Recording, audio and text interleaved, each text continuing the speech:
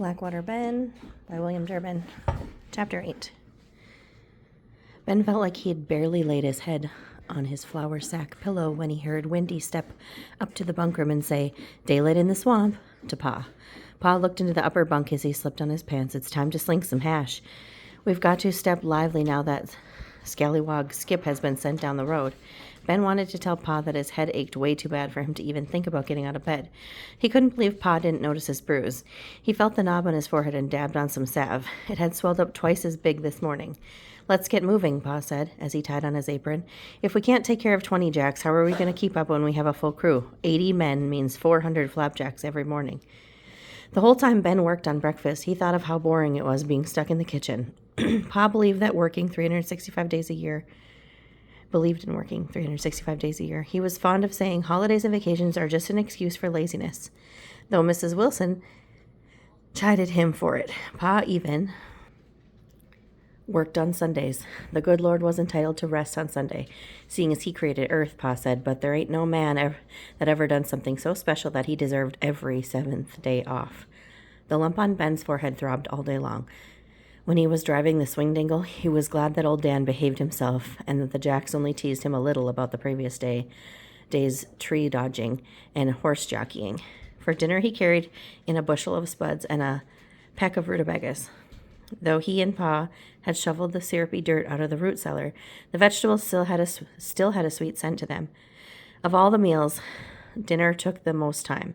In addition to the main course, which was cold sliced meat, Ben had to peel 2 different kinds of vegetables.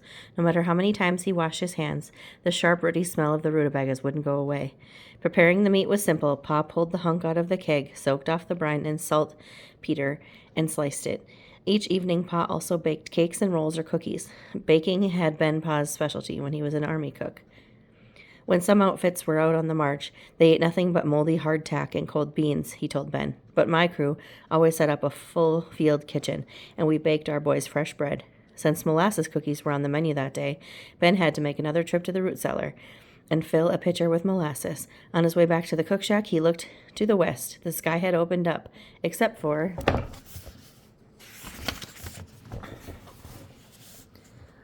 a few thin clouds. They would be in for a clear, cold night, perfect weather for the water tank crew to work on the ice roads.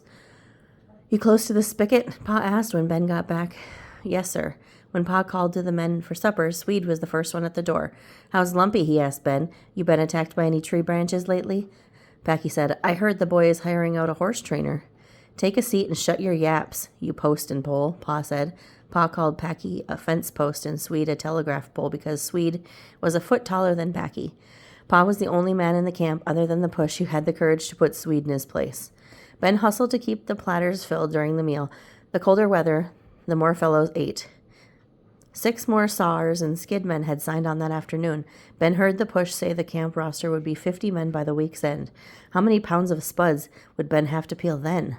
When Ben brought the cookies out, Packy grabbed one in each hand and downed them in a single bite. He didn't stop until he'd gobbled up a baker's dozen. Jigger said, "Don't you think it's bad luck eating 13 cookies?" "It might be," Packy said, pushing himself back from the table. "But 12 never do seem to fill me up. Besides, it's worse luck leaving the table hungry."